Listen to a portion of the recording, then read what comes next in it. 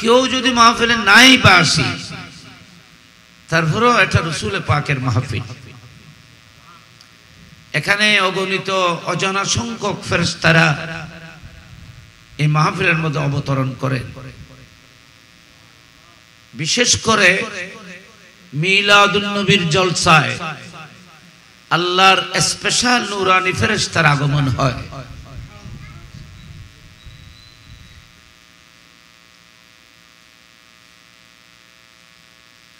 অন্যান্য মাহফিলের সাথে মিলাদুন নবীর মাহফিলের সাথে তুলনা হয় না। সবগুলো মাহফিল ঠিক আছে, সওয়াবের অনেক ফজিলত, কিন্তু তন্মধ্যে মিলাদুন নবীর জলসা এটা একটি ব্যতিক্রম ফজিলতের অধিকারী।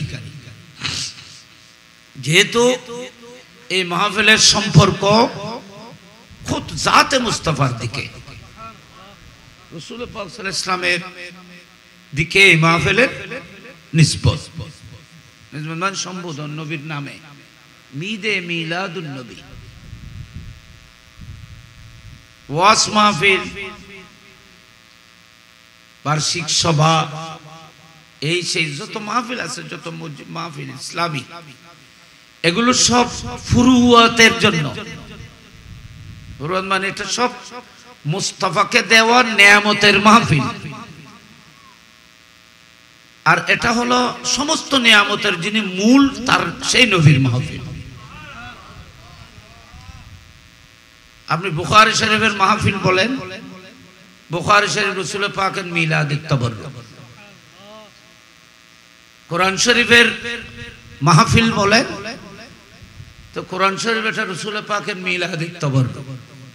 নবী না আসলে কোরআন শরীফ আসতো না।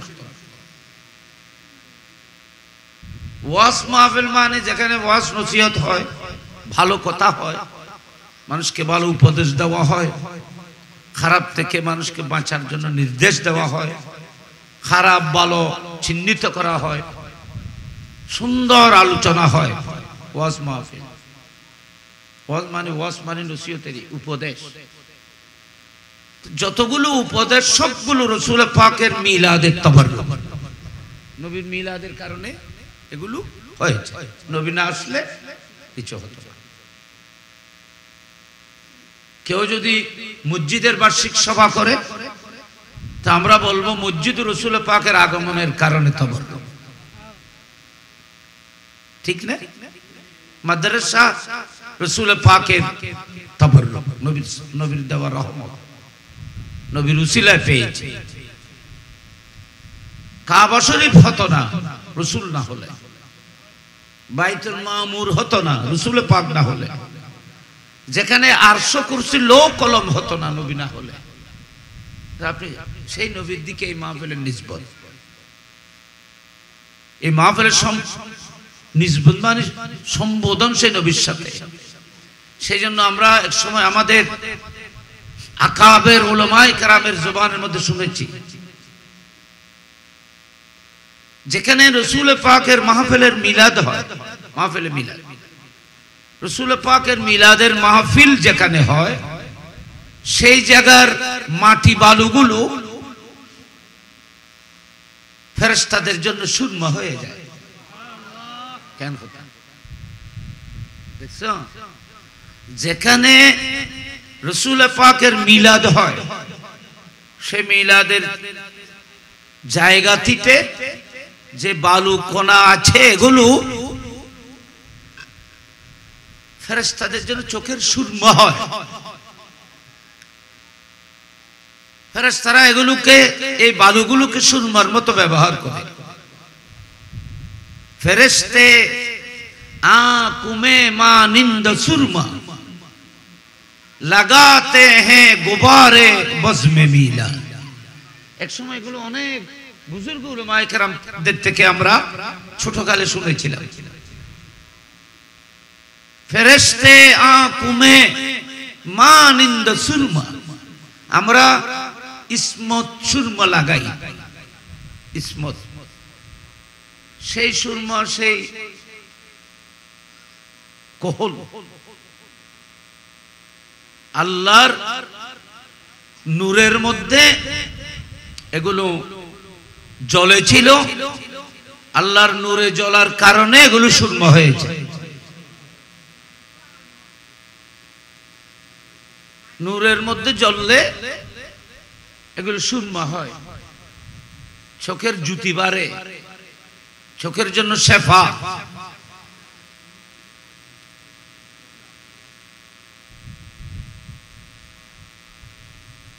সুরমা কোহল, জিনত, সৌন্দর্য। মানুষ সুরমা ব্যবহার করলে মানুষের চেহারার মধ্যে একটা লাবণ্য, সৌন্দর্য আসে। সুরমা রাসূল পাক ব্যবহার করতে বলেছেন, ইসমত ব্যবহার করতে বলেছেন। রাসূল পাক যেদিন পৃথিবীতে এসেছিলেন, আল্লাহর হাবিব সাল্লাল্লাহু আলাইহি ওয়াসাল্লাম যেদিন পৃথিবীতে এসেছিলেন, ফার্স্টের দিন, প্রথম দিন, ফার্স্ট ডে, রাসূল পাক সাল্লাল্লাহু আলাইহি ওয়াসাল্লাম মায়ের কোলতে, মায়ের কোলে, মা আমেনা রাদিয়াল্লাহু তাআলার কোলে এই 12 রবিউল আউয়াল যেদিন এসেছিলেন, রাসূল পাক সুরমা দেওয়া ছিল। সুবহানাল্লাহ বলেন সবাই। রাসূল পাক কি ছিলেন? এই সুরমা পৃথিবীর কোন মানুষের হাতে দেওয়া হয় নাই। এই সুরমা জান্নাত থেকে, জানি না কোথায় মুস্তাফাকে কোথায় সাজানো হয়েছিল। আমরা অনুমান করে বলছি রাসূল পাক জান্নাতের মধ্যে নবীকে সাজানো হয়েছে। এটার ব্যাপারে আমি কোনো দলিল পাইনি। কারণ রাসূল পাক সাল্লাল্লাহু আলাইহি ওয়াসাল্লাম থেকে কোথায় সাজানো হয়েছে, কোন নূরানি জগতের মধ্যে মুস্তাফাকে সাজানো হয়েছে, কিভাবে নবীর চোখ মুবারকে সুরমা লাগানো হলো, কিভাবে নবীকে সুন্দর পোশাক পরানো হলো, কিভাবে রাসূল পাক সাল্লাল্লাহু আলাইহি ওয়াসাল্লামের শরীরে পাকের মধ্যে আতর, গোলাপ, পারফিউম ছিটানো হলো, কেউ জানে না এটা কোন জগতে করা হয়েছে। একজন পার্লারের মধ্যে নিয়ে বর্তমানে মহিলাদেরকে, মেয়েদেরকে এখানে পার্লারে নিয়ে সাজানো হয়। এক যুগে এগুলো তো ছিল না। পার্লার নিয়ে সাজানো হয়, মার্কেটে নিয়ে তোলা হয়। পার্লারে নিয়ে সাজানো হয় ওই কমিউনিটি সেন্টারের মধ্যে। ওখানে কোরবানির সময় সাজিয়ে সাজিয়ে গরু যেমন মানুষের দেখার জন্য তোলা হয়, আপনারা আমরা আমাদের মেয়েদেরকে সেইভাবে পার্লারে আধুনিক ওই গিয়ার মধ্যে কমিউনিটি সেন্টারের মধ্যে শো করি। কত বড় অপরাধ, কত বড় গুনাহ, কত বড় অন্যায়, কত বড় জুলুম এটা। এক সময় আমরা দেখে, ছোটকালে দেখেছিলাম, এক সময় বিবাহের সাথে আমরা দেখেছি না, বাড়ি ঘরে দেখেছি, বিবাহ দেখেছি যে ওখানে মেয়েদেরকে একদম অনেক একটি গোপন কামরার মধ্যে আপনজনেরা ওনাকে সাজাইতো। এটা কিন্তু সুন্নত। মহিলা মেয়েদেরকে সাজানো, সাজসজ্জা করা, এদেরকে সুন্দর করা, সাজানো, এটা সুন্নত। হযরতে উম্মে আইমন, হযরতে উম্মে আইমন হযরতে আয়েশা সিদ্দিকা রাদিয়াল্লাহু তাআলা আনহাকে সাজিয়ে রাসূল পাক সাল্লাল্লাহু আলাইহি ওয়াসাল্লামের কাছে পৌঁছেছিলেন। হাদিসে পাকের মধ্যে আছে। এত যদ্দুর আসিলেন, এটা সুন্নত, রাসূল পাকের সুন্নত, এটা সওয়াব, এটা ইবাদত। সাজানো স্বামীকে দেখানোর জন্য, ওনার যিনি মালিক, প্রকৃত যিনি মালিক, অধিকারী, তিনি দেখার জন্য, ফার্স্ট দেখা হবে, সেই জন্য এটা করা হয়। পৃথিবীর মানুষে দেখার জন্য না, এটা এটা কোরবানির পশু না, এটা দেখতে হবে, বেশি করে দাম পাবো, বিক্রি করবো, এটা তো না। এটা তো আলোচনা হয়ে গেছে, বিবাহ হয়ে গেছে, তোমরা মার্কেটে তুলবেন কেন?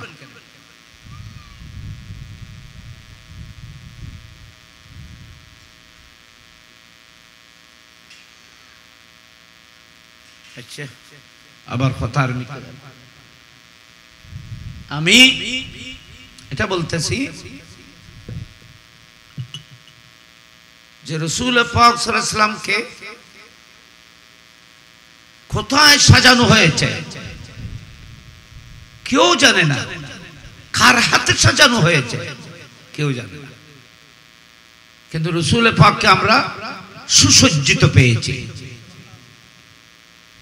আমাদের মতো সাধারণ একটি সন্তান পৃথিবীতে যেভাবে আসে, নবী সেইভাবে আসে না। মিলাদুন নবী করার এটাই হলো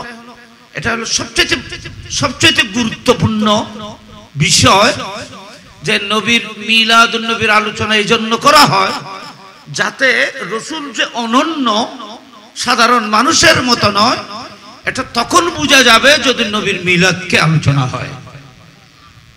যারা নবীর মিলাদ করে না, আলোচনা করে না, তারা রাসূল পাককে তাদের মতো বলে, আর এদের জনগণ সাধারণ মানুষও এটা মেনে নেয়। তার কারণ তারা মিলাদ সম্পর্কে জানে না।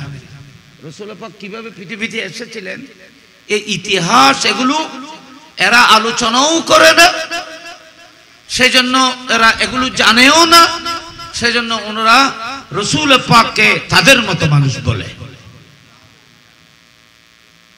নাউজুবিল্লাহ বলেন না একটু বড় করে সবাই। আমি কি এগুলো বানায় বানায় বলতেছি না, এগুলো কিতাবে আছে। ওনারা বেগুন একটা মুরব্বীও আছে, তারা বেগুন বহুত এই না খোঁজি, নতুন খোঁজি না, এছাড়া একটা বহুত বুড়ো বুড়ো আছে, তারা উনতে উনতে বুড়োই।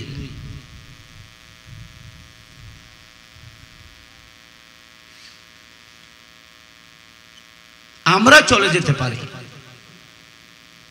কিতাব তো থাকবে, রেকর্ড তো আছে। আপনার ঘরের রেকর্ড যখন, দলিল যখন থাকবে, আপনি চলে গেলেও জমিন থাকবে, কারণ দলিল যতদিন থাকবে জমিনও ততদিন থাকবে। আপনার নামে যখন এটা মিটিশন হয়েছে, কবলা আছে, স্টাম্প করেছেন, দলিল যখন আছে, তো আপনি থাকলে না থাকলে কোনো পরোয়া নেই, আপনার দলিল কথা বলবে। আপনার ছেলে মেয়েরা দলিলের উপর ভিত্তি করে সেই জায়গাগুলো পাবে, উত্তরসূরি হিসেবে। অনুরূপ এই মিলাদুন নবীর এই আলোচনাগুলো আমাদের বড় হুজুর কেবলা দুনিয়া থেকে চলে গেছে, আমাদের হুজুর আল্লামা সৈয়দ হুসাইন আল কাদেরী চলে গেছে, শেরে বাংলা রহমতুল্লাহ আলাইহি পর্দা করেছেন, উলামায়ে কেরাম চলে গেছে, কিন্তু কিয়ামত পর্যন্ত ডকুমেন্ট থাকবে, সে ডকুমেন্ট কথা বলবে, ঠিক না? হ্যাঁ, অনেক গৃহস্থ তো যদি ডকুমেন্টের খবর না থাকে বিনে নিবি, এবার তো জবরদখল। অনতাতে যদি ডকুমেন্টের খবর না থাকে,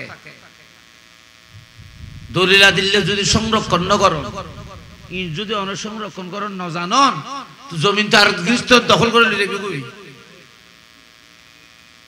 এলে বহু মানুষ জমিন তেইন ন, বাপ দাদার ন, জলম করে দখল করে ফেলে দেখাই ফেলার যেগুলো বহুত আছে না, নাই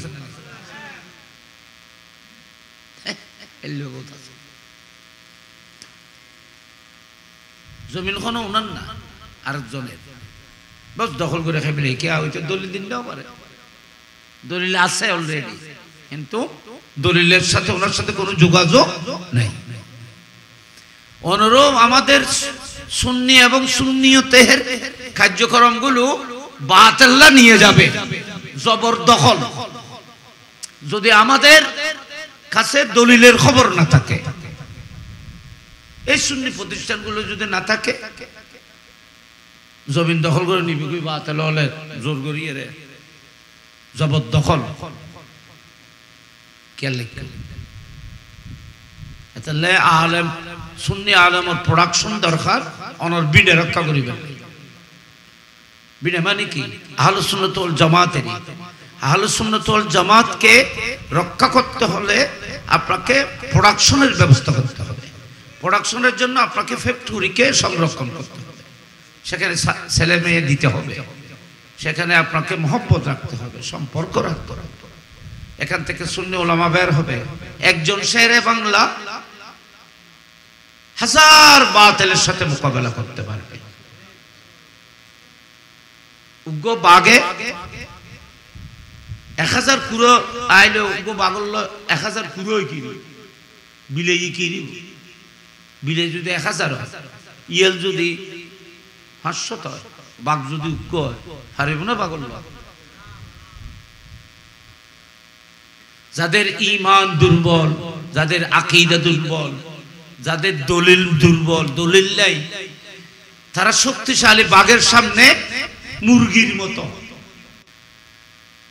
আল্লাহ বেআগুন কবুল করো আমি এটা আরে মিলাদুন নবীর গুরুত্ব করতে হইতে মিলাদুন নবীর আলোচনা মানে এত বেশি গুরুত্বপূর্ণ এই বিষয়টি যে মিলাদুন নবীর প্রকৃত নবীর মিলাদের আলোচনা যদি মানুষের সামনে করা হয় নবীর আগমন যদি প্রকৃত অর্থে সহি হাদিস কোরআন মোতাবেক যদি করা হয় তো গোটা পৃথিবী জানবে উনি নবী কারণ এইভাবে পৃথিবীতে কোনো সাধারণ মানুষ আসে না নিশ্চয় উনি নবী নবীদের আসার মধ্যে অনেক সাধারণ পাবলিক এবং নবীদের মাঝে আসা যাওয়ার মধ্যে অনেক পার্থক্য আছে সমস্ত নবীদের সাথে রাসূল পাকের আগমনের সাথে তুলনা হয় না সাধারণ পাবলিক তো প্রশ্নও নাই পৃথিবীর কোন নবীর সাথেও নবীর আগমনের সাথেও মুস্তাফার আগমনের সাথে তুলনা হয় না আল্লাহ বলতেছেন আমি আপনাকে নবীদের নবী করেছি নবীদের আগমন উম্মতের আগমন এক হয় না আর যিনি নবীদের নবী উনার আগমন সাধারণ অন্যান্য নবীদের মতো কিভাবে হবে এগুলো আমরা বুঝবো কি করে জানবো কি করে এই মিলাদুন নবীর মাহফিলের মাধ্যমে জানবো উলামায়ে কেরামের মাধ্যমে জানবো মিলাদুন নবীর মাহফিলে এই যদি না হয় তাহলে নবীর আসল পরিচিতি কোথাও পাওয়া যাবে সেজন্য রাসূল পাক সাল্লাল্লাহু আলাইহি ওয়াসাল্লামের এই মিলাদুন নবীর মাহফিল রাসূল পাকের নবুয়তের দলিল কোরআন যেমন রাসূল পাকের নবুয়তের সাদাকতের দলিল তেমনি ভাবে রাসূল পাকের ভেলাদত মিলাদে মুস্তাফা এটা রাসূল পাকের নবুয়তের সেহতের দলিল প্রামাণ্য দলিল কারণ একজন সাধারণ মানুষ এভাবে আসে না নবী হলে এভাবে আসে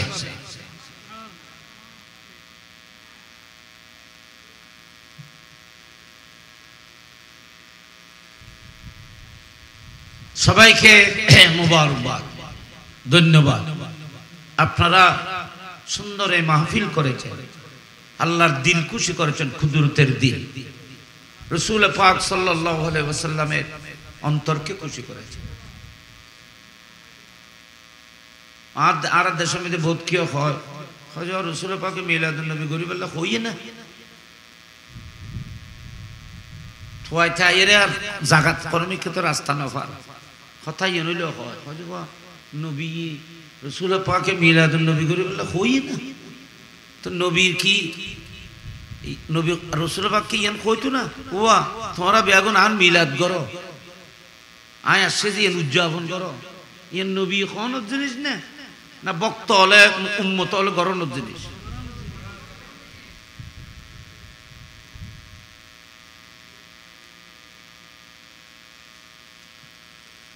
বড়জোর কেবলা কইব না ও আর ওরস গর গরিব গজ্জ এলে কইব না ওরস তো ভক্ত হলে গরিব বুঝে হুজুর কইব না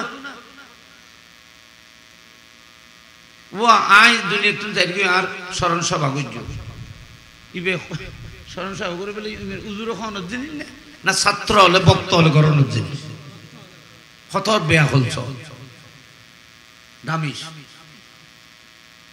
আর নবী যদি খামখাই হইতো নবী যদি হইতো তোমার আন মিলাদ করিবে তোর তো মিলাদি ন ওয়াজিব হইতো না সুন্নত মুআক্কাদ হইতো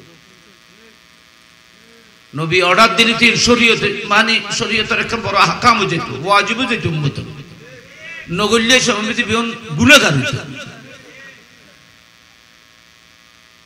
নবী ন রাসূল পাক সাল্লাল্লাহু আলাইহি ওয়াসাল্লাম কইতো কি এই নবীর কোন জিনিস নেই কিন্তু গোলাম হলো গরম জিনিস অনর বাফে অনর ঠিয়া দিকে ই ফুচে দিকে ই গদ্দি ই বারে দি নলদি দো সম্পদ দিকে বেগিন দিকে তো অনর্থ যদি আখল থাকে বাফল সম্পর্ক থাকে বাফর শ্রদ্ধা যদি তোমার অন্তর থাকে তো বাফর ইয়াদ স্মরণ তুই তুই গরিবে চাই না বাপে কই যাবি না তোর এই থাকেন দিছে খবরদার বছরে বছর আর ফাতিহা করিস আচ্ছা গুত্ত কইলেও তো বিপদ আছে গুত্ত কইলে মানে কেউ যদি কোনো বাপু যদি ফোয়ারে হয়ে যায় অফুত আয় তো দুনিয়ার তুমি যাই করে সম্পদ তো তোরে দিয়ে যায় জায়গা দিয়ে যায় জমিন দিয়ে যায় প্রত্যেক বছর আর কিছু করলেও না করলেও প্রত্যেক বছর কোরবানি আইলি আনলাই গো কোরবানি করিস আনলাই এক ইচ্ছে কোরবানি করিস বাপে যদি নির্দেশ দিয়ে যাইতো হয়ে যেত তাহলে এই সময় মধ্যে কোরবানি করলে গোস্ত তো খাই নেবে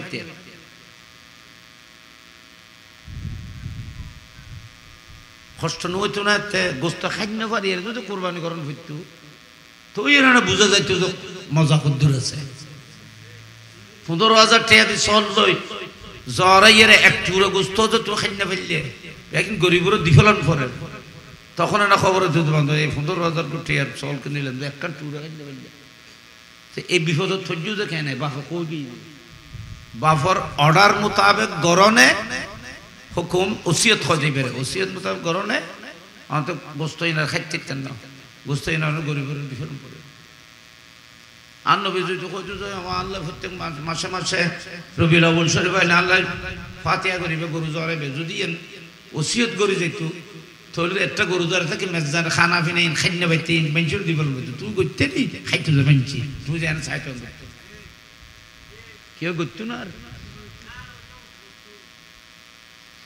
পাগল ছাগল দেশ কি আসলে কথা বড় দুঃখজনক বাজ যাতে চাইলে মনে হইলে হয় কিন্তু মানুষে তাহা ঠিক না করে কারণ গভীর চিন্তা না করে আর আর দেশের মধ্যে কিছু মানুষ আছে যে আমি যেটা বলবো সেটা রাইট আর কেউ বললে এটা রাইট নাই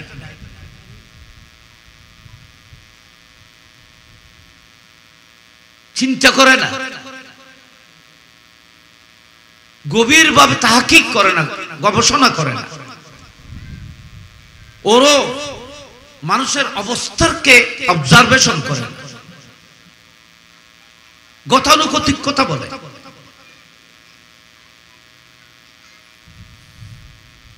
রাসূল পাক যেদিন পৃথিবীতে এসেছিলেন বাবা কিতাবের মধ্যে আছে হযরতে উসমান ইবনে আবিল আস রাদিয়াল্লাহু তাআলা আনহু উনি সাহাবা উনি বলতেছেন আমার মায়ের মুখ থেকে আমি শুনেছি উসমান বিন আবিল আসর মা মক্কা শরীফ মা আমেনা রাদিয়াল্লাহু তাআলা ঘরের কাছে ঘর আছে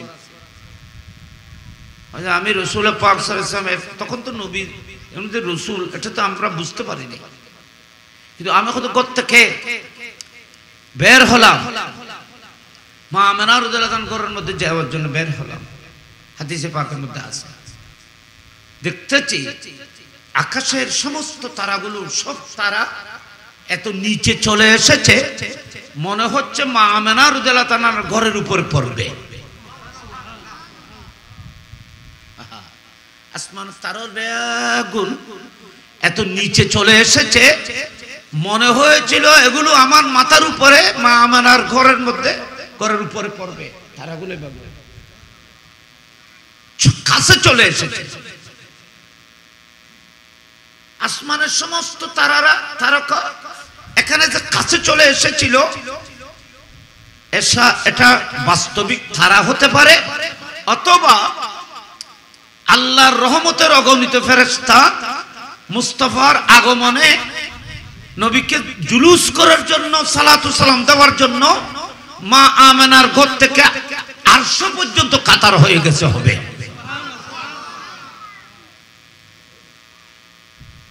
বহুত কি হয়ে যায় তো তারা ইউনাইটে আঁড়ি বুকে এনে আল্লাহ চাইলে বেন পারে পারে না পারে বড়রে ছোট করে ইত্যারে ছোটরে আর দেশের মধ্যে বন্ধু মানুষ বিভিন্ন যুক্তি এনে জিওতি ইউতে কথা আর কাম সার কাম বাজায় বাজায় যাও বালাই রদ্দারে আবার নবীর শান বাইরে খোঁজা এত তো তারা ইউন এটা মা মানারা ছাত্র উদ্দে আইল কে হ্যাঁ কইলাম যে ইবেগ্য কথা কইলে যে না এদুগ্য তারা তোর বুন্নিগ্য সগুবুতুর আইল কে এত বড় কোটি কোটি তারা আসমান সূর্য চন্দ্র সূর্য কত নামাকে সূর্য কত পৃথিবীর তুন এই বল দেখি সূর্য থেকে 13 লক্ষ গুণ বড় সূর্য দেখা পৃথিবী থেকে কিন্তু 13 লক্ষ গুণ বড় এই সূর্যকে আল্লাহ একটি ডিমের মতো করে আপনার চোখের মধ্যে ঢুকায় একটি ডিমের মতো করে এখন থালের মতো এখন ফিনিশন না একটা ফিনিশের এত বড় মেঘদার করে পৃথিবী থেকে কত গুণ 13 লক্ষ গুণ 13,000 না 13 লক্ষ গুণ বড় সূর্যরে অনেক সুগমিতে আল্লাহ একটা ফ্ল্যাটের মতো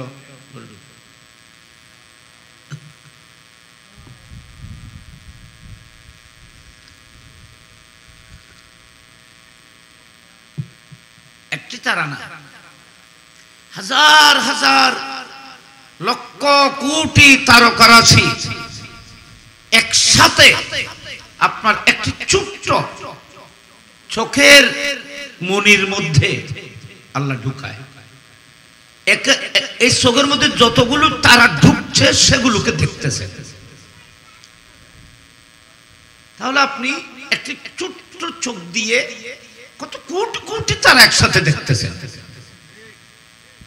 দেখেন না না দেখেন তো ইয়ান কেন ইয়ান কোনো গল্লু যে তো যে আল্লাহ একটি ছোট্ট মার্বেলের মতো একটি ছোট্ট একটি চোখের মনিতে এত বড় বড় পৃথিবী এত বড় বড় গ্রহ সমূহ প্ল্যানেট আপনার একটি ক্ষুদ্র চোখের ভিতরে যদি আল্লাহ এনে ঢুকাইতে পারে মা আমেনার কাছে পৃথিবীর আসমানের তারাগুলো আনতে পারে পারে কি পারে না বলেন ইবা আল্লাহ আল্লাহ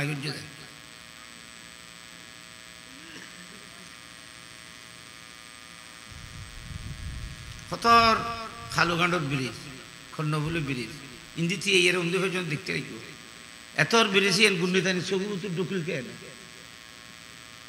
এতর বিল্ডিং এ সগুবুতুর ডুকিল কে না কি জানি সত্যি কোনোদিন চিন্তা করছি খেরে হওয়া বদনা ভিতরে দরিয়া খেয়ে আনি বদনা ভিতর দরিয়া খেয়ে নেওয়া সময় ইবে তো উঠতে পারে ওই পারে ইবেরে হয় যে মুজিজা ইবেরে হয় যে কারামত যেগুলো মানুষের আকলের মধ্যে অসম্ভব মানুষের দিমাগ আকলে যেগুলো বুঝতে পারে না এগুলো নবীর কদমে ঘটে নবীদের হাত থেকে ঘটে ওলিদের হাত থেকে ঘটে ওলিদের হাত থেকে যদি হয় তাহলে কারামত হবে আর নবীদের থেকে হলে এটাকে মুজিজা হবে রাসূল পাক যেদিন পৃথিবীতে এসেছিলেন সেদিন এই ধরনের মুজিজা হয়েছিল গোটা পৃথিবী যেন বুঝতে পারে আজকে যিনি এসেছেন তিনি সাধারণ মানুষ নয় নবী এসেছেন আল্লাহ ইয়া রাসূল এই কিতাবত আছে কিন্তু জানতে লাগবে আমরা সুন্নি হলে এতলে অনরা নবীরই অনরার মতো হইতে চিন্তা করেন খিরে অবুক নবী আর মতো হইলি হয়তো নবীর মতো নয় নবীর মতো যাইতে ন পারি যাইতে পারতাম না নবীর মতো আশাও হয়নি তাহলে নবীর মিলাদেই প্রমাণ করতেছে ইনি নবী এবং এই কথা যদিও বা 1000 বছর আগে প্রমাণিত হয় নাই বুঝা যায় নাই বা কোনো প্রশ্ন আসে নাই 1,500 বছর পরে হলেও সেই প্রশ্নটি এখন পৃথিবীতে এসেছে। কেউ কেউ বলতেছে রাসূল পাক 40 বছর পরে নবী হয়েছে, পৃথিবীতে আসার 40 বছর পরে নবী হয়েছে। হালাকে রাসূল পাক সাল্লাল্লাহু আলাইহি ওয়াসাল্লাম পৃথিবীতে যখন এসেছিলেন তখন থেকে মুজিজা দেখা গেছে। তো মুজিজা আর হাস এটা নবীদের থেকে হয়। মিলাদুন নবীর এই মাহফিল এটা স্পষ্ট করতেছে যে রাসূল পাক যখন মা আমেনার কোলে এসেছিল তখনও নবী ছিল। যদি তখন নবী না থাকতেন আকাশের তারারা, নক্ষত্রগুলো এবং আসমান থেকে অগণিত নূরের ফেরেশতাগুলো কোনদিন জমিনে স্বাগতম দেওয়ার জন্য, জুলুস করার জন্য আসতো না। বলে নবী এত লতিন নবী আছে, মার কোলতাই সে যেতে হতে কি নবী। তো তুমি কেন কইলে নবী যেতে দুনিয়াতে যে আরো 40 বছর বাদ নবী হয়ে যায়? এতদিন নবী নু আছে, এত নবী এতদিন পাবলিক আছে। নাউযুবিল্লাহ না বড় করিয়ে রে আত্তুলে বলেন, আত্তুলে নাউযুবিল্লাহ বলেন। আল্লাহ এদের বিচার করবে।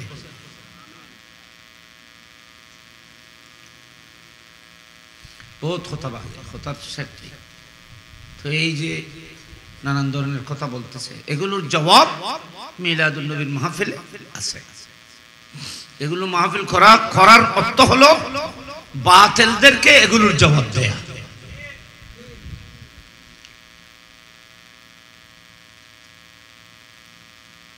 জুলুস কোথায় আছে, এটা কোথায় আছে, এটা কোথায় আছে, এটা সব জায়গায়, সব কিতাবে আছে।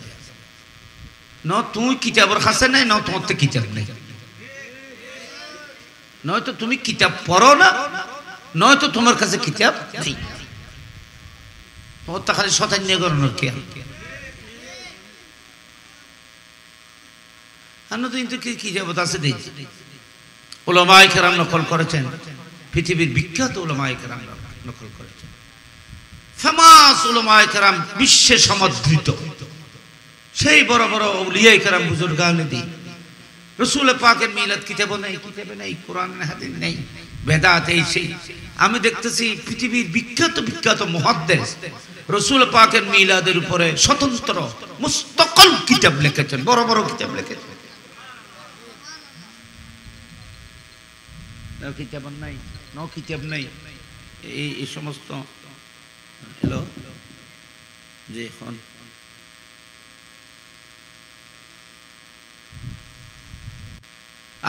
কিতাবে আছে, নয়তো আপনার কাছে কিতাব নেই, নয়তো আপনি কিতাবের কাছে নেই। কিতাব অদ্ভুত কিছু আছে। তাই আই যদি কিতাব আল্লাহ সম্পর্ক ন থাকে, আর সম্পর্ক যদি লাড়ির লয়, অস্ত্র লয়, বোম বানানোর লয় থাকে, তো আমি এগুলো জানবো? তোমারা তুমি তো কিতাবের দরকার, কিতাবে না কিতাবে না দরকার, বাজ্য মাস কিনে লই যাও। তোমার হাতের মধ্যে কিতাব দরকার, তুমি আলেম, তোমাকে দিন রক্ষা করতে হবে। তুমি তো তোমার হাতের মধ্যে তো তোমার ককটেল, এটার ভিতরে অস্ত্র। কিতাব কোথায়? সেই জন্য তো আজকে আমরা অনেক দূরে। বাবা, আমার কথাগুলো একটু খারাপ লাগতে পারে, আপনারা একটু চিন্তা করে দেখুন। যেটা দিয়ে রক্ষা করতে হবে সেটা তো তোমার কাছে নাই। আর অনেক সময় অনেক মানুষ আছে অনেক কিছু জেনেও বিভিন্ন স্বার্থের কারণে বা দলীয় কারণে বা তাসসুব, পক্ষপাতিত্ব করার কারণে, বা আমি কোন একটা দলকে সমর্থন করি, সেই দলের কারণে হয়তো আমি হককে আর স্বীকার করি না।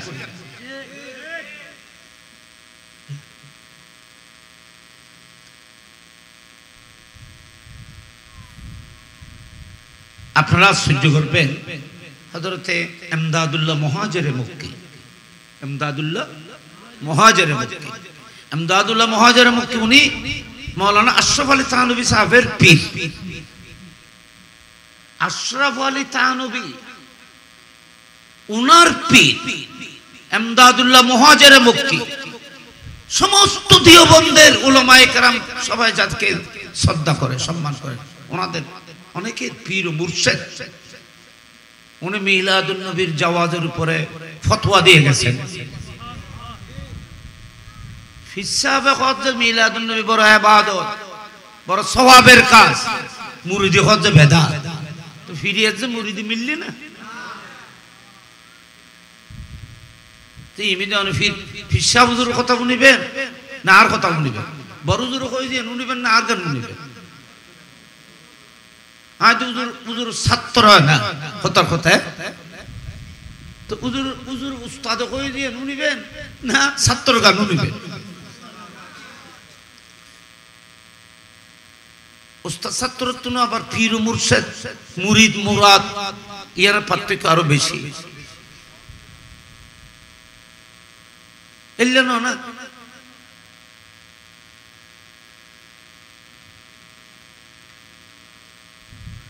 উস্তাদ শাগিরদের ভিতরে মসলা নিয়ে ইখতিলাফ হতে পারে কিন্তু পীর আর মুরিদ মুরিদ আর মুরাদের মধ্যে ইখতিলাফ হতে পারে না তার কারণ মুরিদ ওই ব্যক্তিকে বলা হয় যে তার সবকিছুকে তার এরাদা খেয়ালাত সবকিছুকে পীরের এরাদা খেয়ালের সামনে বিক্রি করে দেবে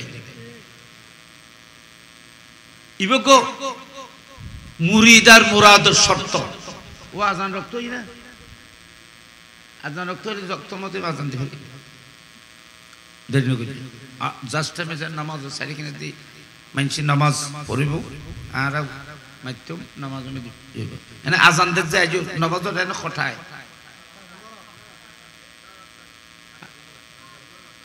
8:15 এখন বাজে যে 7:56 মাত্র এখন সারি কিনে যে আজান ঠিক আছে অসুবিধা নেই তো এখন 7:56 আর 8:10 আজান দি মাত্র জামাতে মৌসুম ঠিক আছে কথা দিতে থেকে না বড় কষ্টই না বহুত কষ্টই যেন আল্লাহ ওনারে বেশি সওয়াব দিবের খেয়াল হয়তো ফেন্ডেল ল্যাটিং জিং গুজিলে আল্লাহ আর ইতারে আরো সব বেশি দিন তো আরো বেশি সওয়াব আরো বেশি মহব্বত আরো বেশি প্রেমের ইমতিহান নেওয়ার জন্য ভালোবাসার আল্লাহ পাক হয়তো আপনাদেরকে একটু কষ্ট দিয়েছে একটু কষ্ট এটা কষ্ট না এটা একটা আপনাদের জন্য নিয়ম কষ্ট আপনি কোন নিজের ব্যক্তিগত অনুষ্ঠানের জন্য করেন নাই আপনাদের এই শ্রম কষ্ট লাইটিং প্যান্ডেলিং গোটা কায়নাত যার জন্য আজকে আপনারা আপনাদের কষ্ট মেহনত সেই নবীর কদমে উৎসর্গ করেছেন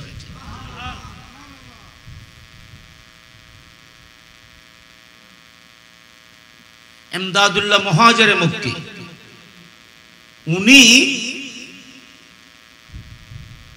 ছোট্ট একটি রিসালা ওনার হাতে লিখেছেন ফয়সালায়ে হাফত মাসালা পৃথিবীতে তো এগুলো আছে মওজুদ ওই আগে আমি বলেছিলাম না দলিল থাকলে জমিন কেউ নিতে পারবে না কি কোন দলিল ডকুমেন্ট যদি পিওর থাকে আপনার জমিন কেউ নিতে পারবে না ইনা কেন মনে রাখবেন বাবা আই যে কথা নিকিনি ওনারা মনে রাখবেন কারণ ফিতনা ফসাদ তো উনি ওনার কিতাবে কিতাব মানে একটা ছোট্ট একটি রিসালা ছোট্ট একটি মানে পুস্তিকা এখানে লিখেছেন ইমদাদুল্লাহ মুহাজির মক্কি উনি দেওবন্দের বড় বড় উলামায়ে কেরামের পীর বিশেষ করে যিনি আশরাফ আলী থানভী আপনার নামও শুনেছেন সবাই জানে তার পীর ও মুর্শিদ ইমদাদুল্লাহ মুহাজির মক্কি উনি লিখতেছেন কেন তোমরা মিলাদুন নবী নিয়ে বাড়াবাড়ি করো উর্দু ভাষার আজ বাংলা করে দিই কেন তোমরা মিলাদুন নবী নিয়ে বাড়াবাড়ি করো ওই যারা বাড়াবাড়ি করে যায় না যায় বেদাত হইতে বাড়াবাড়ি করো মিলাদুন নবী করার আসল দলিল তো আছে আমি নিজেও মক্কায় মুআজ্জমা মদিনায় পাকে মক্কা এবং মদিনার উলামা পৃথিবীর উলামাদেরকে মিলে মক্কা শরীফ মদিনা শরীফে হেরামাইনে রাসূল পাকের মিলাদুন নবীর মাহফিল করতে দেখেছি সাইয়দ আমদাদুল্লাহ মুহাজির মক্কি লিখেছে হযরত আমি নিজের চোখে দেখেছি এবং ওখানে আমি শরীক হয়েছি তো হেরমাইন শরীফ আইনে মক্কার মদিনায় গোটা পৃথিবীর উলামাদের এখানে জামায়াত হয় এই পৃথিবীর সমস্ত উলামাদের ফেল খাস তোমাদের জন্য কি জাওয়াজের জন্য দলিল নয় গোটা পৃথিবীর উলামারা যেগুলো করতেছে এগুলো কি তোমাদের জন্য দলিল নয় যথেষ্ট নয় মিলাদুন নবী নিয়ে কেন বাড়াবাড়ি করো তোমরা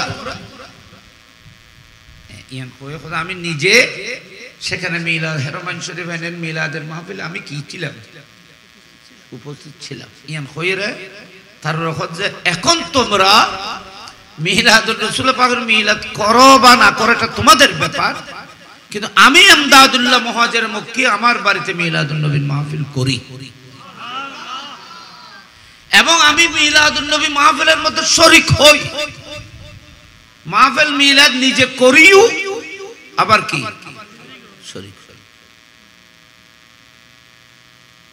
শরীক মানি শরীক শরীক তো কয়েকভাবে হইতে পারে শরীকেরও সিস্টেম আছে শরীক মানি এখানে আজকে পশ্চিম কাজের কিল এখানে একটা সুন্দর মাহফিল চলতেছে আমাদের এই এলাকার যারা বিদেশের মধ্যে থাকে আমাদের ছেলেরা আমাদের মহব্বতের যারা মিলাদুন নবীকে ভালোবাসে মহব্বত করে এদের অনেক সুন্নি ছেলেরা বিদেশে আছে না ওনারা কত আনন্দিত আমাদের বাড়িতে এক এলাকার মধ্যে মিলাদুন নবীর মাহফিল চলতেছে ফাঁক থাকলে উড়ে চলে আসতে ইচ্ছে করতেছে আমি অনেক জায়গায় দেখেছি শুধু মিলাদুন নবীর মাহফিলের জন্য ওখানে চাঁদা যদি বা 50,000 টাকা দিছে বা 20,000 কিন্তু 1 লক্ষ টাকা প্লেন ভাড়া দিয়ে মিলাদুন নবীর মাহফিলে শরীক হওয়ার জন্য চলে এসেছে ওই ওখানে মদুনাঘাটের ভিতরে উরকিচ্ছর 3 দিন ব্যাপী মাহফিল আপনারা যদি দেখেন তারপর আপনারা বেহুশ হয়ে যাবেন যে 3 দিন পর্যন্ত উরকিচ্ছর এই মাহফিলগুলো যে হয় চতুর্দিকে যতগুলো রোড আছে সমস্ত রোডগুলো প্রায় 2 মাইল পর্যন্ত সাজানো হয় কিভাবে সাজানো হয় কি সুন্দর করা হয় এগুলো যদি আপনারা দেখেন আপনার এখান থেকে আসতে ইচ্ছা হবে 12, 14, 16 এটা এই বছর আমার কাছে কত ফুর্তিগত মানে হয়েছে মাহফিলের বয়স এখানে অনেক বিদেশিরা দুবাই থেকে সৌদি আরব থেকে বিভিন্ন দেশ থেকে শুধু এই মাহফিলের জন্য চলে আসে আমরা মাহফিল করতে বিভিন্ন জায়গার মধ্যে যাচ্ছি দেখতেছি অনেক বিদেশিরা শুধু মিলাদুন নবীর মাহফিল জুলুসে শরীক হওয়ার জন্য অনেক মানুষ বিদেশ থেকে চলে আসতেছে আসে তো অনেক সাঁদা দিয়ে যায় না 20,000 কিন্তু আসা যাওয়ার খরচ নই না বিরতে মানুষই করতে এই মহব্বতের কথা বলতেছে উনি না আসলে থাকতে পারে হযরতে আমদাদুল্লাহ মুহাজির মক্কি রাহমাতুল্লাহ আলাইহি উনি বলতেছেন আমি আমার নিজের বাড়িতে মাহফিলে মিলাদ আমি নিজে অনুষ্ঠান করি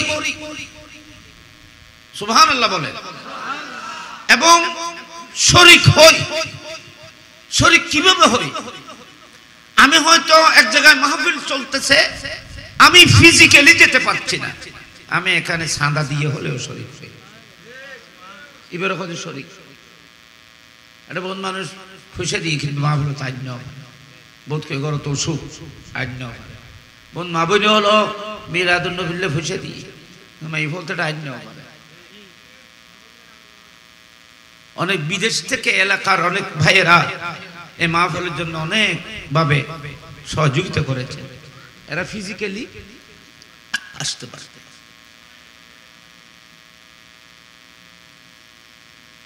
এরাও শরীক আমদাদুল্লাহ মুহাজির মক্কি রাহমাতুল্লাহ আলাইহি বলছেন আমি মাহফিলে মিলাদের শরীক হই যেতে না পারলেও কমপক্ষে কিছু হাদিয়া দিয়ে হলেও শরীক হই। শরীকও 3 প্রকার কইলে নাই। আর যে বোন মানুষ আছে, তো গরিব মানুষ, ইবে পয়সা করে দিন নাও করে, এবার হয়তো সম্পর্কে টুপি টাপি ফরি, হাতর গোলাপ খোঁজ বলে যা সুন্দর আছি ফরি, আই মিলাদুন নবী মধ্যে আয়ের বই, ইবেও শরীর না বদলা। মা বলো তো আয়ের বসে যায়, পয়সা দিন নাও করে গরিব যে, কিন্তু মা বলো তো আয়ের বসে দিই শরীর, ইবে তো ফিজিক্যালি শরীর, এ খবর গেল শরীর গো পয়সা দিয়ে হাদিয়া আর গই যে নিজস্ব শরীর আসছে কবু দুইজন। আর গো শরীর আছে, আর গো শরীর বখন নখন আর কই পেলায় আরোগ্য মাহফিল মধ্যে শরীর হয়ে যায় আছে ই বখন ন সায়না খসায়ন ফলর কই। 3 নম্বর শরীর, হ্যাঁ মেহনত করছেন বেশি দিয়ে গুজুদের, এরা আইবে তো আইনের ভিতর আছে। ফিজিক্যালি দিবে আসবে তো মেহনত করিব, এগুলো ফাড়ি বিষাইব, এবার লাইট করিব, এই করিব সে করিব, জিন্দি দিয়ে করবে এন্ন করিব, এবার তো আসছে তার ভিতর আছে। কিন্তু 3 নম্বর আরোগ্য আছে, এবার ব্যাগ্য নতুন উত্তম আর হাসে চলেছে উগ্র শুধু হাদিয়ে দিয়ে, আরোগ্য শুধু আসছি হাদিয়ে দিন নেওয়া পারে, আরোগ্য এই দুনতুন উত্তম এবার শূন্য থিও দিব এবার 3 নম্বর, এবার ব্যাগ্য নতুন উত্তম সুবহানাল্লাহ বড় করে। এটা ভিতর 3 কিসিম শরীক আছে, শুধু হাদিয়ে দিতে যে আইন নেওয়া পারে, আর শুধু আইতে যে হাদিয়ে দিন নেওয়া পারে। কিন্তু এই 3 ভিতরে উত্তম শরীক হয়েছে ওইবে জিবে থিও দিয়ে মাহফিলত হইছে। হযরতে আমদাদুল্লাহ মুহাজির মক্কি রাহমাতুল্লাহ আলাইহি উনি বলতে ইবে হইতে দিবে ওয়াজ উনতি ইবে সালাকে গিয়ে এখন ইবে মাহফিল রাখি লাগতি কইতো, কারণ ইবে যদি কই হ্যাঁ ইবে বুঝি এখন ইবে মাইকে বুয়া দিয়া বলিয়া। সম্মানিত হাজিরিন, হযরতে আমদাদুল্লাহ মুহাজির মক্কি রাহমাতুল্লাহ আলাইহি বলতেছেন আমি মাহফিলে মিলাদের শরীক হই। বাবা বড় আনন্দের আপনাদের জন্য একটা দলিল, 1000 মৌলবী, এরা সবাই একজন মৌলবীর মুরিদ, ভক্ত, ছাত্র। এরা যদি মিলাদুন নবীকে কিতাবে নাই, দলিল নেই বলতেছে, উনাদের যিনি পীর ও মুর্শিদ উস্তাদ উনি বলতেছে মিলাদুন নবী কিতাবে আছে, এবং আমি নিজে করি, এবং আমি নিজে মাহফিলের মধ্যে শরীক হই। তাহলে আমদাদুল্লাহ মুহাজির মক্কির কথা আমাদের জন্য দলিল, ঠিক কিনা বলে? আত্তুলে বলেন সবাই, আত্তুলে। আরে মাশাআল্লাহ, উনার কথা আমাদের দলিল। দলিল যখন ঠিক থাকবে জমিন কেউ দখল করতে পারবে না। জমিন দখল করেন না করেন মানে মিলাদুন নবী কেউ কেড়ে নিতে পারবে না। মিলাদুন নবীর মাহফিল যদি কেউ কেড়ে নিতে চায় তো লাঠি দিয়ে, অস্ত্র দিয়ে জবরদস্তি জবরদখল করে কিছুদিন করবেন, যতদিন বল থাকবে। কিন্তু দলিল যখন মজবুত থাকবে তারপরও মিলাদুন নবী কিয়ামত পর্যন্ত চলতে থাকবে।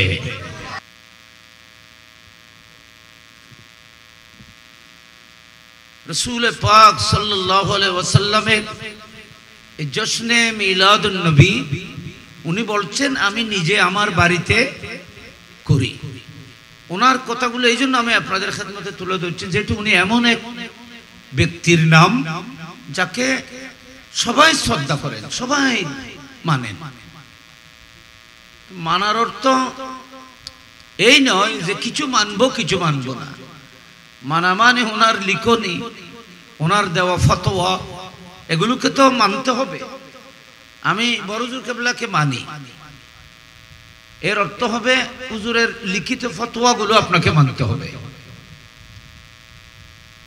আমরা আমাদের হুজুর আল্লামা সৈয়দ হুসাইন রাহমাতুল্লাহ হুজুর কেবলার কে মানি। এটার মানার অর্থ হলো ওনার রেখে যাওয়া সে আদর্শকে মানতে হবে, এটাকে মানা হয় নাকি?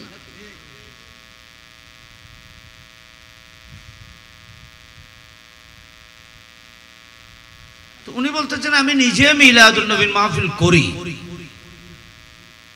এবং আমি ওখানে শরীক হই। তারপর উনি লাস্টে লিখতেছেন, কত সুন্দর লিখতেছেন দেখেন, ওই যে আমি আমার জীবনে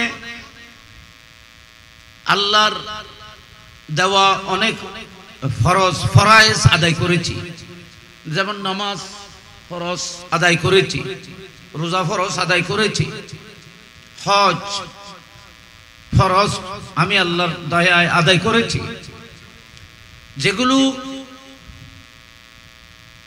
কম্পালসারি, যেগুলোকে করতেই হবে, এগুলো আমি আদায় করেছি।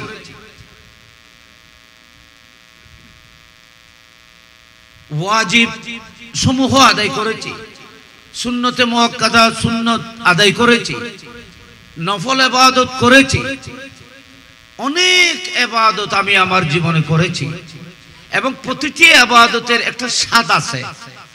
প্রতিটি ইবাদতে কি আছে? একটি স্বাদ, একটা মজা আছে। আমি সেই স্বাদ এবং মজা উপলব্ধি করেছি। কথা খুব গুরুত্বপূর্ণ। আমি আমার জীবনে আল্লাহর দেওয়া ফরজ আদায় করেছি, ওয়াজিবাত আদায় করেছি, সুন্নতগুলো, অর্থাৎ এক কথায় আল্লাহর দেওয়া সমস্ত ইবাদত আমি যদ্দূর সম্ভব সক্ষম হয়েছি আদায় করেছি। এগুলোর মাঝে যে একটা স্বাদ আছে, এই স্বাদও আমি গ্রহণ করেছি, পেয়েছি। কিন্তু আমি তোমাদেরকে একটি কথা বলতে চাই, সেটা হলো যত ইবাদত করেছি, ইবাদতের যেটা একটা স্বাদ ছিল এটা আমি পেয়েছি, কিন্তু সবচেয়ে বড় স্বাদ আমি একটি ইবাদতে পেয়েছি। সেটা কি? সেটা হলো মিলাদুন নবীর মাহফিল করেছি এবং সেই মাহফিলের মধ্যে দাঁড়িয়ে দাঁড়িয়ে রাসূল পাককে সালাম পেশ করেছি। আমাদের দেশে অনেকেই রাসূল পাক সাল্লাল্লাহু আলাইহি ওয়াসাল্লামের উপর সালাতু সালাম দাঁড়িয়ে দেওয়াকে অনেকে বেদাত বলে, আমরা কিয়াম বলি এটাকে। তো কিয়ামকে অনেকেই বিশ্রী ভাষায় কথা বলে, অনেক সময় এটাকে নিয়ে অনেকেই ইস্তেহজা করে, মশকরা করে, অনেক ধরনের বেয়াদবি করে। কিন্তু ইমদাদুল্লাহ মুহাজিরের মক্কি উনি কলমে লিখে গেছেন, ডকুমেন্ট ঠিক আছে, ডকুমেন্ট ঠিক থাকলে জমিন আপনার। উনি পরিষ্কার কিতাবে লিখেছেন যে আমি আমার জীবনে যত আমল করেছি, সে আমলগুলোর মধ্যে যে স্বাদ আমি পেয়েছি, সবচেয়ে বেশি স্বাদ পেয়েছি রাসূল পাককে দাঁড়িয়ে যখন মহব্বতে সালাম পেশ করেছি। কিয়ামের মধ্যে সবচেয়ে বেশি স্বাদ গ্রহণ করেছি। এটা ঈমানের স্বাদ, এটা রূহানি মহব্বতের স্বাদ, ইবাদতের মজা যাকে বলা হয়। মহব্বত ইবাদতের মজা নেই নামাতে, ইবাদত মজা নলাইলি এবার নাচি করিব না। মাইগুর আবার আবার ক্ষমা খা দিলে তোমার ফতন ক্ষমা ফতন 12 কি রব এবার ক্ষমা খা দিলে। আচ্ছা যাই হোক, আমি আর 80-10 মিনিট 15 মিনিট। তো রাসূল পাক সাল্লাল্লাহু আলাইহি ওয়াসাল্লাম হাদিসে পাকের মধ্যে বলেছেন, সালাসাতুন মান কুন্না ওয়াজাদা হালাওয়াতাল ঈমান। বুখারী শরীফের হাদিস। বাবু ফি সালাসাতি মান কুন্না ফিহি ওয়াজাদা হালাওয়াতাল ঈমান। তিনটি বস্তু যার মাঝে থাকবে, তিনটি বস্তু যার মাঝে থাকবে, তিনটি জিনিস যার মাঝে থাকবে, সেই মানুষ ঈমানের স্বাদ পাবে। মুমিন হওয়া বড় কথা না, ঈমানের স্বাদ পাওয়া বড় কথা। এমনি আপনি দাবি করতে পারেন আমি মুমিন, কিন্তু প্রকৃত মুমিন দলিলে বলবে।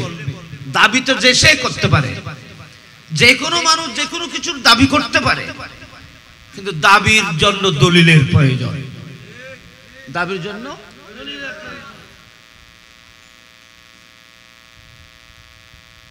আমার নবী ইরশাদ করেছেন, ক্বালান নবী সবাই বলি সাল্লাল্লাহু আলাইহি ওয়াসাল্লাম সালাসাতুন মান কুন্না ফিহি সালাসুন মান কুন্না ফিহি ওয়াজাদা হালাওয়াতাল ঈমান।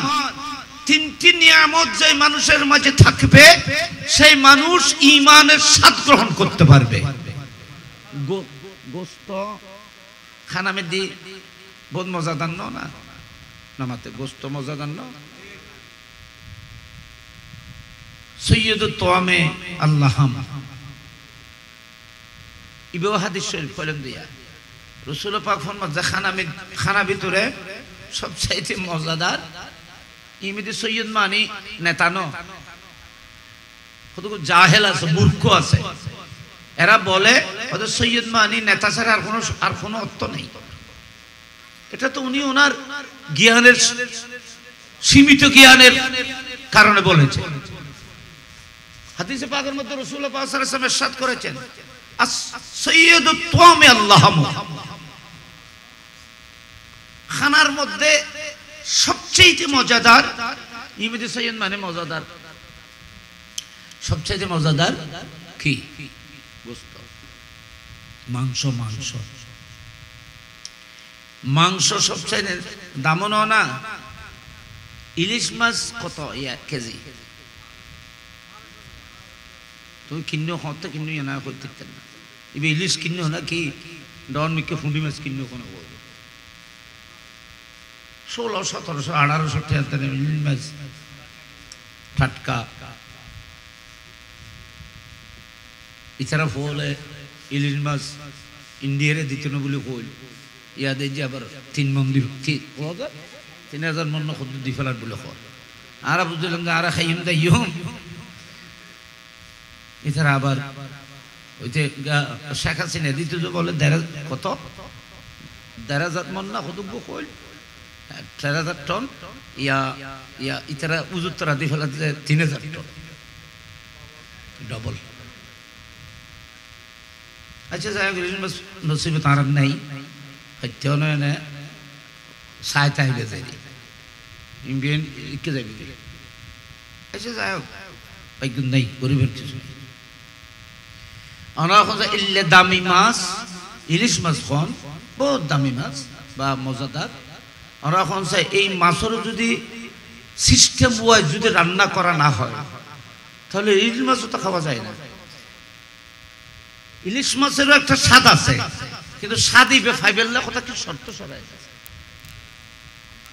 গরুর মাংস স্বাদ আছে ঠিক আছে কিন্তু এই স্বাদগুলো পাওয়ার জন্য কিছু প্রসেসিং আছে। আপনি গরুর মাংস যদি শুধু পানি দিয়ে রান্না করেন এখানে লবণ মশলা যথাযথ ঠিকভাবে যদি না হয় তো এই গোশতগুলো খাওয়া যাবে মেজবান হবে। প্রত্যেকটা জিনিস মজাদার কিন্তু এটার মজার একটা সিস্টেম আছে। স্বাদ পাওয়ার জন্য একটা সময় আছে সিস্টেম আছে। তেমনি ভাবে রাসূল পাক সাল্লাল্লাহু আলাইহি ওয়াসাল্লাম হাদিস পাক এটা বুখারী শরীফের প্রথম পারা আমার নবী ইরশাদ করেছেন ঈমান তুমি গ্রহণ করেছো কিন্তু ঈমানের স্বাদ এখনো তুমি পাও নাই। ঈমান অলরেডি তুমি অন্তরের মধ্যে ঈমানকে জায়গা দিয়েছো। ঈমানের স্বাদ পেতে হলে তোমাকে তিনটি জিনিসের মধ্যে কামিয়াব হতে হবে। তিনটা জিনিস লাগবে। এখন কি আইয়াকুনাল্লাহু ওয়া রাসূলুহু আহাব্বা ইলাইহি মিম্মা সাওয়াহু, আল্লাহ এবং রসুলের মায়া মহব্বত ভালোবাসা আল্লাহ এবং রসুল ছাড়া আর যত কিছু আছে সবগুলোর চাইতে বেশি নবী এবং আল্লাহ এবং রসুলের মহব্বত হতে হবে। আমরা এখন চাই এক নম্বর আইটেম আর যদি এখন মাফে ওজন দিয়ে আর এই মিঠের দিয়ে যদি আর মাফি তো বিয়াগুলো গমিতে জ্বর আছে এনে আরা ইমানদার দাবি করেছে বাজে। প্রকৃত ইমানদার তো আবু বকর সিদ্দিক, প্রকৃত ইমানদার হযরত ওমর ইবনুল খাত্তাব। আমার নবীর 1 লক্ষ সাহাবায়ে কেরাম 24,000 সাহাবায়ে কেরাম এদেরকে পল্লায় তুললে কাঁটায় কাঁটায় প্রমাণ হবে এরা ঈমানদার। কারণ এদের অন্তরকে যদি ফাটা হয়, এদের অন্তরকে কলিজাকে যদি দ্বিখণ্ডিত করা হয়, তো তাদের কলবে কলিজার মধ্যে এক পার্টের মধ্যে লা ইলাহা ইল্লাল্লাহ থাকবে, আর এক পার্টের মধ্যে মুহাম্মদুর রাসূলুল্লাহ থাকবে। এই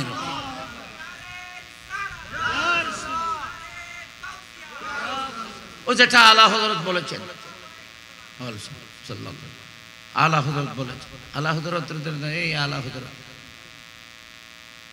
উনি বলতেছেন যে আমার কলবকে যদি বের করা হয়, উলাইকা কাতাবা ফি কুলুবিহিমুল ঈমান ওয়া আইয়াদাহুম বিরূহিম মিনহু। এখান থেকে আলা হযরত নিজের জন্ম তারিখ বের করেছেন। উলাইকা কাতাবা ফি কুলুবিহিমুল ঈমান, যাদের কলবের মধ্যে আল্লাহ পাক ঈমান লিপিবদ্ধ করেছেন।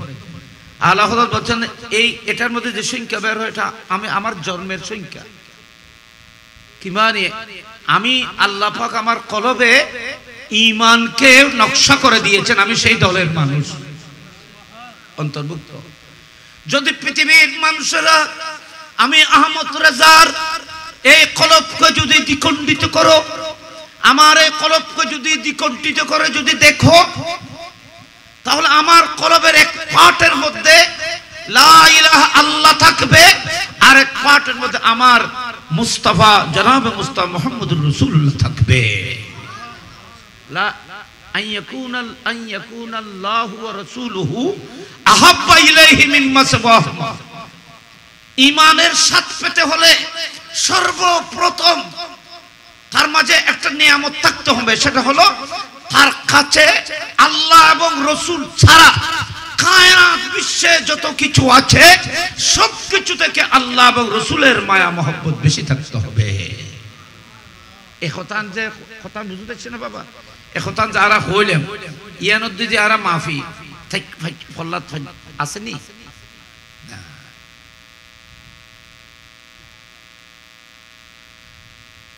তো আর যদি কিয়ামত যদি কই আমি মুমিন, তো আর নবী কই হাদিসত কইলেন মুমিন নিবে ইবে সে তোমার ফল্লাত তুললে মাহফিলে দেখা যায়, বুঝে এটা ভিতরে কিছু নাই।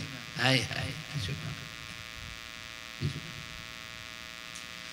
আরা ইন দাবি লইয়ে না সামাল লইয়ে ফাইতে না যাইতে না। নবী দয়া করিয়ে রে আল্লাহ ইউন আর উম্মত গুনাহগার হইলো আর উম্মত এন কইরে নবী যদি দয়া করে তলি বাঁচছি, অন্যতার কোনো উপায় নেই, বাঁচানোর কোনো উপায়।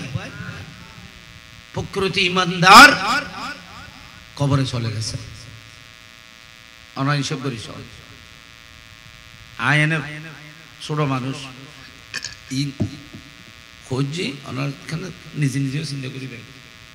আল্লাহ প্রত্যেক মানুষের তো জ্ঞান দিয়ে আর তুমি বহুত বেশি বুঝন যে ডলে আসো, ওনারা গভীরভাবে চিন্তা করে অবু আর রসুল পাকে ইমানদার মোমেন ইমানুর সাত মানি ইমানুর দিয়ে নূর আছে, ইমানুর নূর ইয়ার ফাইবেল্লাই উগল লাইট জ্বলি বেল্লাই, এটা বহুত নিয়ম আছে, নেগেটিভ পজিটিভ আছে, তার কানেকশন ইনো তো ওদের লাগুম পড়িব বল ঠিকতাম বলে এই সে ব্যাগ ঠিকটা গেলে তো লাড়িবে চলে এনে বুঝে ওদের লাইটগুলো জ্বালা দিলে তার ফোন জ্বলত জ্বলিব না। এই মাইক চালাতে ড্রাইভার সাহেব মাইকি চলত যে এটা বহুত সিস্টেম নাই, এনে মেশিনগুলো আনি তার কথা কেন ফিট করে দিলে তো অন্দর যা জানতে বলো ইবে মাইক বাজে যে সিস্টেম হয় মিটার ইবে চলত যে ইবে তো কথা সিস্টেম আছে, সিস্টেম এগুলো তাইলি ইবে বহুত বড় নিয়ামত। মাইক আসলে মাইকের কথা কই না লাডিবে কত বড় নিয়ামত লাইট জ্বলে, কিন্তু সিস্টেম ওয়াইজ এটাকে ব্যবহার করতে হবে, নয়তো তো বিস্ফোরণ হবে, নয়তো সমস্যা হবে। তেমনি ভাবে একটা ঈমান, সেই ঈমানের একটা স্বাদ আছে, নূর আছে, সেই ঈমান আপনার কলবে অন্তরের মধ্যে আলো দেবে যদি এই তিনটি জিনিসের মধ্যে আপনি কামিয়াব হন। তো জানো পরিবার এক নম্বর কি আল্লাহ এবং রসুল সবচাইতে বেশি মহব্বতের কথা বুঝতে পারছি না যে কীর্তন নিজের মা বাবা থেকেও নবী বেশি মহব্বতে, নিজের ছেলে সন্তান থেকেও মহব্বতে, নিজের আত্মীয় স্বজন থেকেও। আবার কোরআন শরীফের আয়াত আছে ব্যবসা বাণিজ্য থেকে নবী বেশি মহব্বতের হতে হবে, দৌলত থেকে নবী বেশি মহব্বতের হতে হবে, আপনার জমাকৃত টাকা পয়সা থেকে রসুল পাকের মহব্বত বেশি হতে হবে, আপনার দালান থেকে নবীর মায়া মহব্বত বেশি হতে হবে। শেষ পর্যন্ত এতটুকু এসে দাঁড়ায় যে আপনার জীবন থেকেও রসুল পাকের মহব্বত বেশি হতে হবে, তারপরে আপনি মুমিন।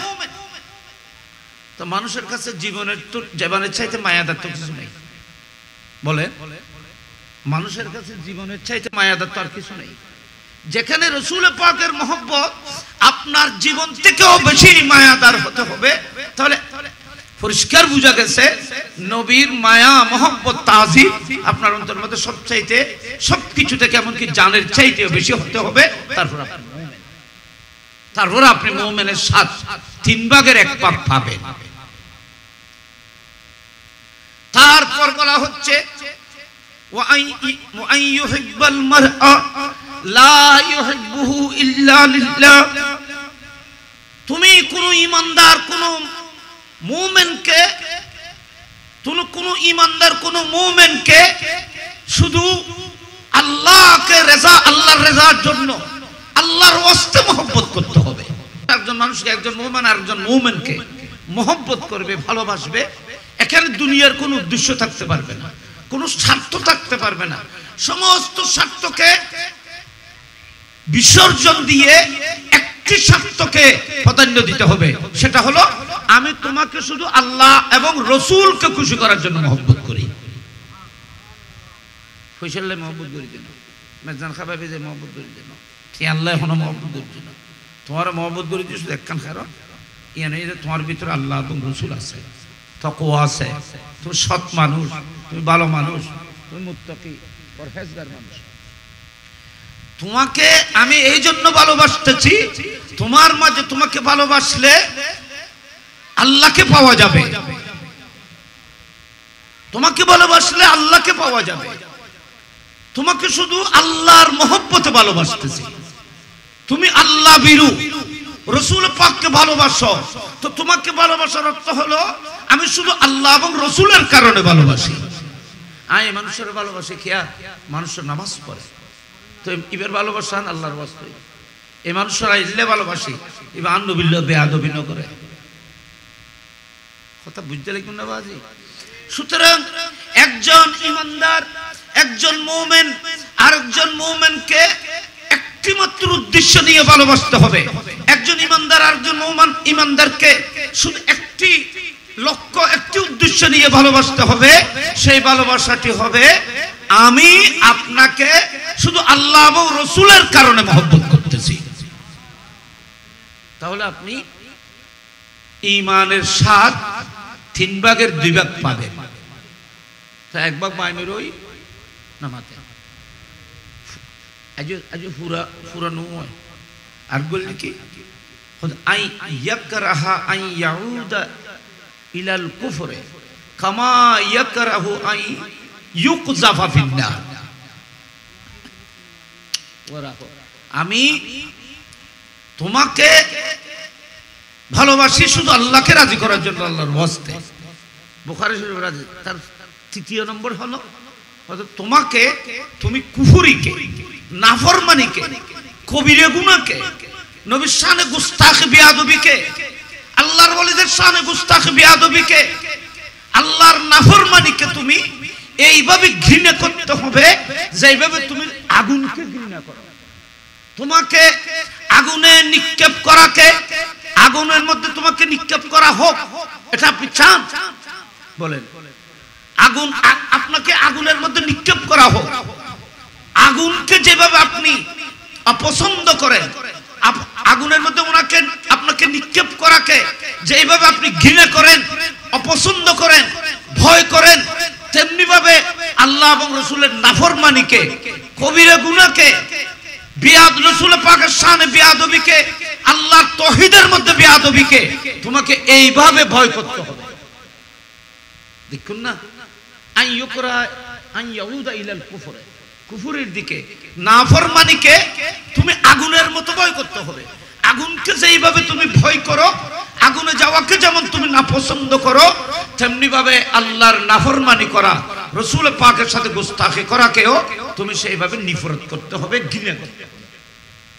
এই তিন মান যদি অনবিত থাকি যায়, এই তিনটি নিয়ামত যদি তোমার মাঝে পাওয়া যায়, তাহলে তুমি ঈমানদার বলে দাবি করতে পারবে এবং ঈমানের স্বাদ তোমার কলবের মধ্যে ঈমানের বাতি চেরাগ জ্বলে উঠবে। তুমি আলোকিত। আল্লাহ আমারে এই তিনটি জিনিস দান করো, কামিল হও। ফাইতাম না যথাযথ পারবে না, কমপক্ষে আল্লাহ পাক রব্বুল আলামিন আমাদের মাঝে তার ছোঁয়া আস্তে আস্তে এগুলোর মধ্যে আল্লাহ পাক আমাদেরকে কামিয়াব হওয়ার তৌফিক দান করুন। একার কথা কি আল্লাহ বাজে আর তো কিছু নেই। রাসূল পাকের শানে যখন গুস্তাখি চলতেছে, বেয়াদবি চলতেছে, আল্লাহর ওলিদের উপর সাথে গুস্তাখি বেয়াদবি চলতেছে, আপনারা বলেন একজন সাধারণ ঈমানদার একজন মুমিনকে আল্লাহর ওয়াস্তে মহব্বত করা যদি ঈমানের স্বাদ পাওয়ার জন্য শর্ত হয়, তো আল্লাহর ওলিরা তো সাধারণ মানুষ না, সাধারণ মুমিন না, এরা তো মুমিনদের জন্য জিনত, অলংকার, ইসলামের জিনত অলংকার। এরা এটা ইসলাম দ্বীনের একটি অংশের নাম বেলায়েত। ওলি বেলায়েত এটা ইসলাম থেকে বাইরে নয়, ওলি বেলায়েত এটা ইসলামের একটি অংশের নাম। আল্লাহর ওলিদের শানে বেয়াদবি হলে, আল্লাহর ওলিদের শানে গুস্তাখি বেয়াদবি হলে ইসলামের উপর বেয়াদবি, ইসলামের সাথে বেয়াদবি হলো। ইসলামের একটি অংশকে আঘাত করা হবে যদি বেলায়েতের উপর হামলা হয়, ওলিদের উপর যদি হামলা হয়। ঘৃণা করতে হবে এগুলোকে, এগুলোর বিরুদ্ধে দাঁড়াইতে হবে, ঐক্যবদ্ধ থাকতে হবে। আল্লাহ এবং রাসূলের ছায়াতলে যেন আমরা অটুট থাকতে পারি, সেজন্য চেষ্টা করে যেতে হবে। আল্লাহ সবাইকে তৌফিক দান করুক, আমিন বলুন। দুই হাত তুলে বলুন আমিন, দুই হাত তুলে বলুন। আজকের এই নুরানি মাহফিলকে আল্লাহ পাক সার্থক, সুন্দর, সফলতা দান করুক, আমিন। কথা প্রসঙ্গে কি আইলেন এমদাদুল্লাহ মহাজের মক্কি খোঁজে আর খোঁজে খেয়াম মিলাদ সবচেয়ে বেশি স্বাদ পায়। সুবহানাল্লাহ। স্বাদ পাওয়া এটা বড় কথা, ইবাদত করা বড় কথা না।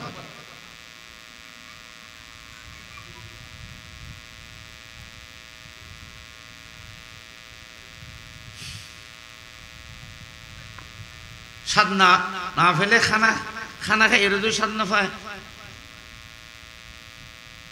শকর আই না দিল, তুই শকর আই না, লবণ নয়, ফুয়ান নয়, মজা নয়, খাইয়ে রে ছায়া বলুন নাকি কি খাই বেলা আইলাম, কি খাইলাম, হ্যাঁ কি খ এনে চাই খন চাই একবারে ডর মিকে রাতা পুরি জ্বরাই রে গরমের দি বউ হলে যদি রাঁধে, যদি এটা যদি মরিচ ন দে, লবণ ন দে, কুড়ো রাতা কুড়ো হাতি ফান হইলেও মজা হইব না। আর যদি বে ফার্মর কুরু হয়, এবার যদি রাঁধিত জানে, মজা করি সুন্দর করে ফাগাইত জানে, তাহলে ফার্মর যিনি ইয়েলো ন খায়, রাঁধিত জানিলে ইয়েনো মানুষে খাইতে চায় না। বাবা সাদা করে তো ইয়েলো ন খায়, আমি ফোনে সাদা করে বলি ইয়েলো না খাইব, না খাইব ইয়েলো খাই না, খাইলে বেড়া বান কেয়া দুটোর মাঝে ভাঙিয়ে ইয়ে খাবে। এনে দেশি কুড়ো সাইজের গরুর ভিতরে আড়াইলের ভিতর বাম্বা দিয়ে মানে সিবিএর পর্যন্ত মোয়াফে গর সালমাইয়ের পর্যন্ত একশন মোয়াফে কুড়ো চুরি করতে, দেশি কুড়ো এই মোয়াফা না খায়। তো যাই হোক, সবাই কিন্তু বহুত দাম কথা ইয়েন হইতাম চাই যে জিনিস যত বড় দামি হইব, ইয়ার সাত পাই বেলায় কিছু যে নিয়ম আছে, ইমানও একটা নিয়ামত, ইয়ার সাত পাই বেলায় এই তিনটা নিয়ম আছে, তিনটি বড় বড় নিয়ামত আছে। এগুলো তোমার মাঝে থাকতে হবে। এগুলো যদি তোমার কাছে পাওয়া যায় তো মনে রাখবে তুমি ইমানের স্বাদ গ্রহণ করতে পারবে, ইমানের স্বাদ পাবে।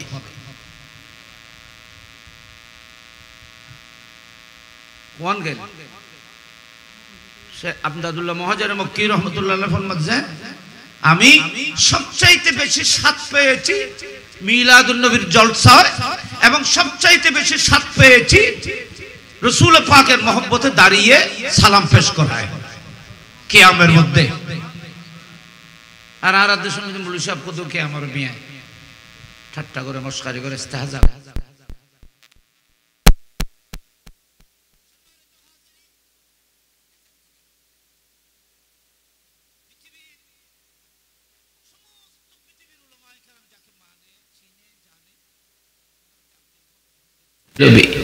রহমতুল্লাহ আলাইহি উনি কি সুন্দর লিখেছেন। উনি বলতেছেন আমি আমার জীবনে যত আমল করেছি কোন আমল আল্লাহকে দেখানোর মতো করতে পারিনি। শেখ মুহাক্কিক দেহলভী বলতেছে আমি আমার জীবনে অনেক আমল করেছি, অনেক ইবাদত করেছি, কিন্তু আল্লাহকে দেখানোর মতো কোনো আমল করতে পারিনি। আমার প্রতিটি আমলের মধ্যে ত্রুটি আছে। ফসাদে নিয়ত কা শিকার হুঁ, নিয়তের মধ্যে গোলমাল আছে। জেল্লে করে নামাজ পড়ন আসিল, নামাজ পড়ি না। জেল্লে করে আল্লাহরে ডাকন আসিল, এল্লে করে তো ডাকি নাও জানে। জেল্লে খাইয়ারে না রোজা রাখন আসিল, এল্লে রোজা রাখ নাও পারে। আমি আমার জীবনে যত আমল করেছি সমস্ত আমলের মধ্যে ত্রুটি আছে। ত্রুটি থেকে মুক্ত কোনো আমল নাই। আল্লাহকে দেখানোর মতো কোনো আমল আমি করতে পারিনি। সব আমলের মধ্যে ত্রুটি আছে, নুকস আছে।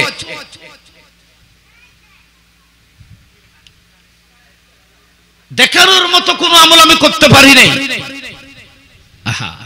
কিন্তু শেখ মুহাক্কিক দেহলভী বলতেছে কিন্তু হে আল্লাহ আমি আমার জীবনে তোমাকে দেখানোর মতো কোনো আমল তো করতে পারি নাই, কিন্তু একটি আমল তোমাকে দেখানোর মতো করেছি।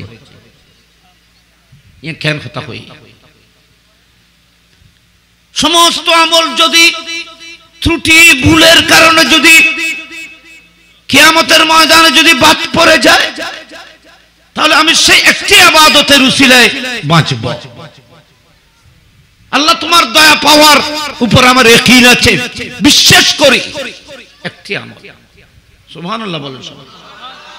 এ আল্লাহ যে আমলটির উপরে আমি বিশ্বাস করি, এতমাদ করতে পারি, কিয়ামতের ময়দানে আমি সেই ইবাদতের উপর ভরসা করে নেজাতের গ্যারান্টি অর্জনের একটা আশা করতেছি, সেই আমলটি আমি আমার টাকার জোরে করি নাই, আমি আমার শক্তি বলে করি নাই, সে আমলটিও তোমার দয়া হয়েছে বলে করতে পেরেছি।